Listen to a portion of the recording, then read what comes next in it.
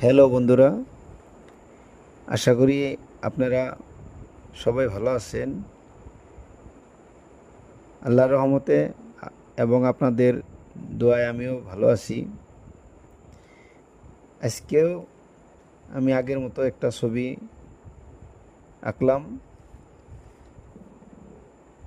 ছবিটার মধ্যে অনেক ভুল আছে, কিন্তু আমি তো কোনো আর্টিস্ট নই, নিশ্চয়ই ভুল থাকতে পারে। ছবিটা আপনাদেরকে দেখানোর চেষ্টা করলাম। যদি ভালো লাগে তাহলে আপনাদের ছেলে মেয়েদেরকে দেখাতে পারেন।